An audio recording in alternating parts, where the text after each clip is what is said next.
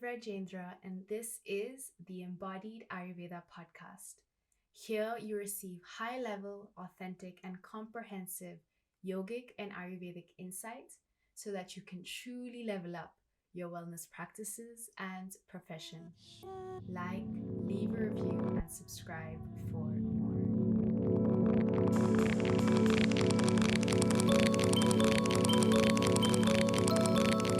My last episode spoke to some potent, crucial, yet unfortunately mostly neglected links between yoga and Ayurveda. Yoga practitioners could benefit from more informed off-mat protocols, and Ayurvedic practitioners could benefit from more informed yogic practices. Combining the two in your life and the life of your loved ones and students will most definitely set you apart in your work, both personally and professionally. We know that integrated within yoga, we have the incredibly medicinal practice of pranayam. Pranayam literally translates to the expansion or control of vital life force, which occurs through very specific techniques of inhalation, exhalation, and breath retention. Pranayam can be practiced in a myriad of ways, and different techniques within pranayam can be offered as a tailor-made balm for your unique disease conditions. And this is actually something I personally specialize in. I will say though, practicing some more simple techniques gently, over time, lovingly, regularly is what has provided me with the best and most sustained, successful health results.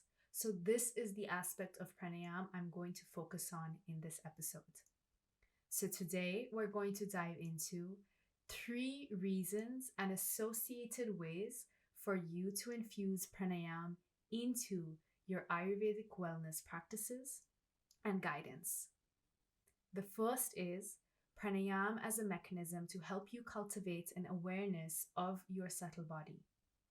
Learning how to perceive the subtlest of energetic shifts within you before it forms as gross or tangible disease. This is very important. Remember, Ayurveda is most powerful and radical in its approach to preventative healthcare, which means tending to imbalances and aggravations as they arise. Listening to the subtle shifts of the mind-body system, addressing them before the uneasiness becomes chronic and debilitating, is a key methodology to holistic wellness. Listening to the whispers of your body before they turn into screams. In order to do this, you need to have cultivated a practice of deep listening and observation. And this cannot happen if you're constantly tuned into the outside world that is full of very loud, very sensorial, very extreme signals. This is where the breath comes in, as a free and accessible mechanism to help you tune in, perceive within. The most preliminary of pranayam practices is technically a preparatory practice called prana nigraha. We begin this by just bringing attention to the natural breath as it is, not trying to affect the pattern of the breath or the cycle, nothing forced, just learning to pay focused attention to the in-breath and the out-breath. This type of conscious breath awareness is actually more difficult than it sounds. Maintaining concentration, keeping your awareness anchored, strengthening your ability to sense the subtleties of your own inner self. This is a lifelong practice of devotion and patience. So let me just guide it partially here, just so you get a sense of what I mean. You can bring yourself into a seated posture. Just make sure that you're upright. I don't know what you're doing when you're listening to this, but you can kind of come into an erect position with your spinal cord nice and tall. You can roll your shoulders back. I want you to close your eyes and just pay deep attention to the breath moving in through the nostrils and out through the nostrils. You can bring awareness to this kind of triangular area of your nostrils and upper lip. and feel any sensations that arise and pass as you breathe in, any warmth, coolness, tingly sensation, and as you exhale, just the natural breath as it is. Inhale and exhale. Doing this practice requires your focus. You're paying attention inwards. And doing this daily is life-changing, I would say. The effect of prana nigraha is evidenced by a lightness and vitality in the body, a calm, relaxed mind, and then comes the strength and the ability to practice pranayam. It's just that paying attention to the in-breath. Is your left nostril more active than your right nostril? Is there a warmth or a coolness to your breath? Does the breath move into your belly, to your heart center? What does it touch or brush against when you inhale? Can you feel the slight movement of your inner nostril hairs, of your upper lip? The subtle breath moving in and moving out. Are you ready to commit to this practice of tuning into your subtle body as a potent method of preventative healthcare? 5 minutes every day. Now the second is, according to Ayurveda, you are only ever doing one of two things. You are either supporting the disease mechanisms within you, or you are supporting the healing mechanisms. With every meal, with every thought, with every environment you choose to engage in, your communities, relationships, only one of two things are happening. You are supporting disease mechanisms, or you are supporting healing mechanisms. An integral tenet of Ayurveda is empowering yourself and your people to intentionally and proactively choose that which supports and activates your innate healing mechanisms. Your body is what is actively healing and repairing and fighting, regardless of what the uneasiness is. Support this process. Make it more seamless. Infuse it with intelligence. Celebrate the process of repair. Activate the process of repair. This is where the central pranayam practice of kumbhaka comes in. The word kumbha means vessel, and so it kind of implies holding or retaining something. In pranayam, this term kumbhaka describes the retention of breath, the holding of your breath in between the inhale, in between the inhale and the exhale, in between the exhale and the inhale. We usually can include this for starters within a Samavriti pranayam, so a 1-to-1 inhale to exhale ratio breath, which has extensive health benefits in and of itself. But I really wanted to give attention to the practice of breath retention, since this is a concept that could definitely use some more light. Some texts actually say that at its essence, pranayam is kumbhaka, the period of breath retention, that the guiding of inhalation and exhalation is really just to achieve kumbhaka, this moment where you are fully surrendered to the pause, rested in the quietude between actions. You are expanding the capacity of vital and healing life force to move through you, energize that which is depleted within you. If you think about it in a modern science perspective or terminology, you are training your nervous system to tolerate slightly higher levels of carbon dioxide before signals from the primitive brain stems force you to take another breath. In doing so, you are giving much more time for your cells to fully absorb the oxygen received in your inhale. And you'll be surprised how much oxygen remains in your body even after you've held your breath for a while.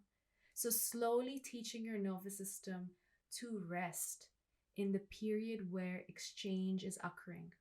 Vessels and capillaries are dilating to receive as much oxygen from the red blood cells as is possible, stimulating cerebral mental circulation, deepening your body's capacity for enrichment, the proper extraction of oxygen, and thus full-bodied repair. Just slowly, daily, including a few seconds of pause between your inhale and your exhale as you practice pranayam or mindful breathing, you are shifting so much within you and quite actively, effectively activating the healing mechanisms within your body, returning power back to you. So let's just try a few rounds together right now.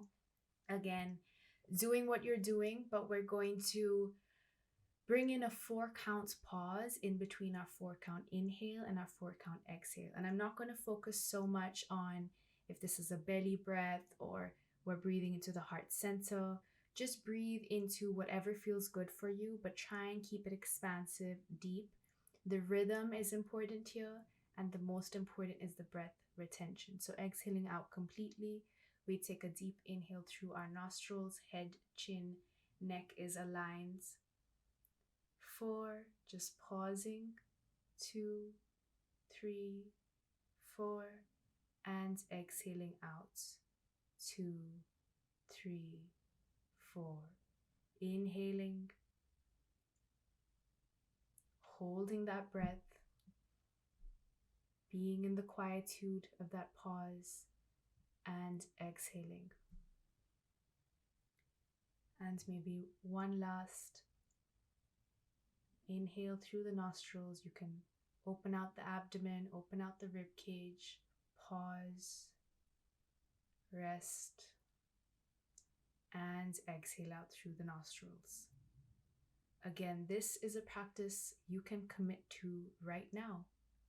Just for 5 minutes every morning. You have 5 minutes of breath awareness, 5 minutes of kumbhaka or breath retention. And finally, tending to an issue that troubles vast numbers within the collective, insomnia. Insomnia, or the inability to fall asleep or stay asleep, is quite debilitating. It affects pretty much everything else in your body through your day. Sleep is, after all, one of the 3 key pillars of Ayurveda. In Ayurveda, we heal insomnia through a whole systems approach, meaning holistic actions and shifts undertaken throughout the entire day, not just at the moment we are trying to fall asleep. And one of the primary causes of insomnia is often an intensely fluctuating and working mind that is having a hard time letting go and settling. If you listen to my episodes on gut health, mental health, and nervous system regulation, you will understand this type of dysregulation more comprehensively. The energetics of wind are off balance, the digestive capacity might be weak, and the nervous system might not be being nourished optimally. Of all the integrations we can advise to someone moving through this, Bumblebee Pranayam can be one of the most simple and powerful integrations. This is the Bumblebee Breath. For starters, it helps to tone the vagus nerve. This is an essential nerve for transmissions between the gut and the mind. And remember, we need that optimal circulation of serotonin through the mind, which is for sound sleep, which is generated primarily in the gut, and the serotonin helps to regulate the mood. It's crucial for sleep cycles. So helping this nerve do its work is medicine. This is what Bumblebee Pranayam does. The practice also just helps to calm and focus this mind-body system almost instantaneously by collecting the outward and haphazard flows of vata back into the body with concentration. So let me guide you through this practice. Right now, I'll just do 2 rounds, or I'll just show you 2 rounds. But basically, you will block your ears with your thumb thumbs, and you block your eyes with your 4 fingers. So this is your preparatory mudra with your hands. Your thumbs are inside your ears, blocking the sounds, and the 4 fingers are laid down gently over your eyes. Your mouth is closed. You're going to take a deep inhale through your nostrils, and you're just going to hum out your exhale for as long as is possible.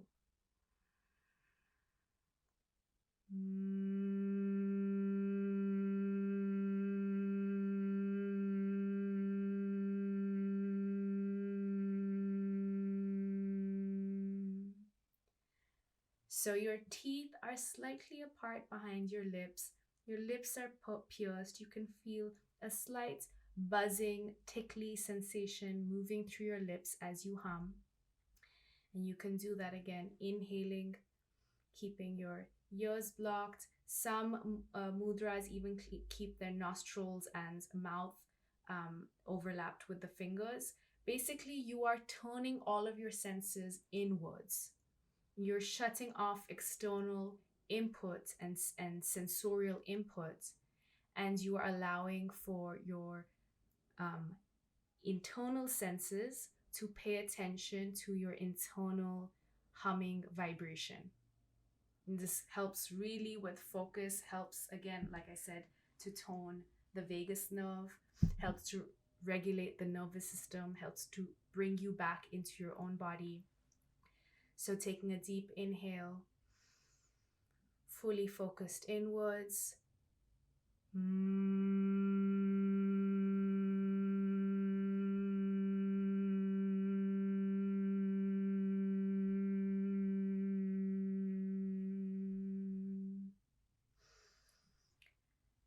And you can do this for 10 rounds every morning, 10 rounds before your bedtime.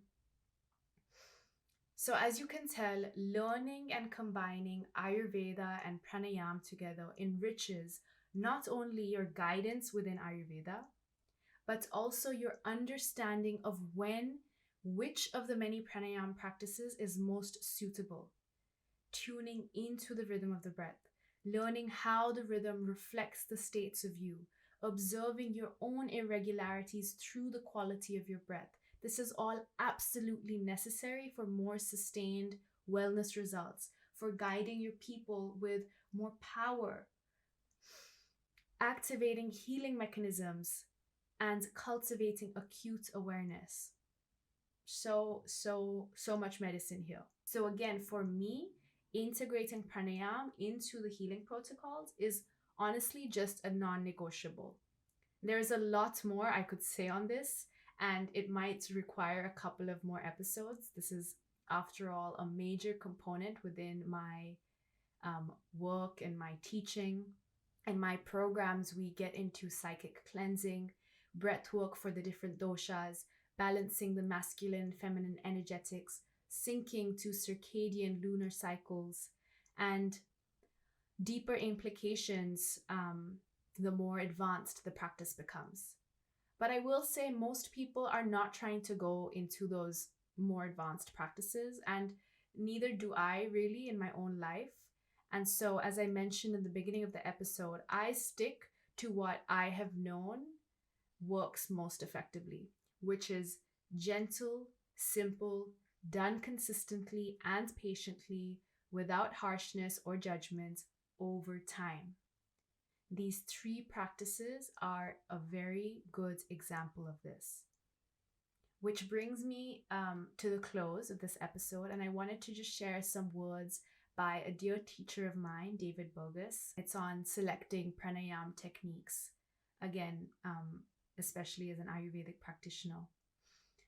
So he says, another detriment in selecting from the vast quiver of pranayam practices we have at our disposal today is whether not only am I aware of such and such a practice, but more importantly, can I do it? And by that, I don't just mean technically or physically can I do it, but do I have a direct, personal, cellular, and extensive experience of this practice? Because it is my view that if not, then I should not be instructing others in that practice. When we bolt practices to our repertoire, I suggest we are doing yoga a disservice. And more importantly, regardless of our benevolent intent, we are quite possibly doing our students a disservice. Technical misinstruction can lead to poor foundations and incorrect practice, which obviously needs to be avoided. An error of equal significance is where the depth, velocity, and frequency of breath are inappropriate to the student's skill, temperament, and or constitution. More often than not, the error I have noticed is the recommendation of too many breaths, too many rounds, too much force, too fast, or even in some cases too long, elongated, and slow a breath. So bringing back to me and my words now, all this to say, when practiced incorrectly or taught without integrity, pranayam can most definitely activate disease mechanisms instead of healing mechanisms within the body. So really take my 3 suggestions of prana, nigraha, kumbhaka, and brahmari pranayam as a suggestion of a daily, gentle, devotional practice done within your capacity, done over time. This is truly what Ayurvedic wellness is. Integrating the both pranayam and Ayurveda with daily and loving devotion is the only way you're going to find true, sustained, and vibrant well-being. So I hope that gives some insight into the deeper overlaps between yoga and Ayurveda, and more specifically here, pranayam and Ayurveda. Thank you for listening. This is the Embodied Ayurveda podcast. If you found this useful, do leave a review or rating. I am Niv, your favorite Ayurvedic educator and practitioner. There are ongoing opportunities to work with me. If that's your calling, do not hesitate to reach out. Check the show notes for details. And I do actually have 2 guided pranayama and meditations available on my bio and on Instagram. So click the link at the Rate Your Health Compass for more resources you can tap to. Be well, my sweet friends. Goodbye.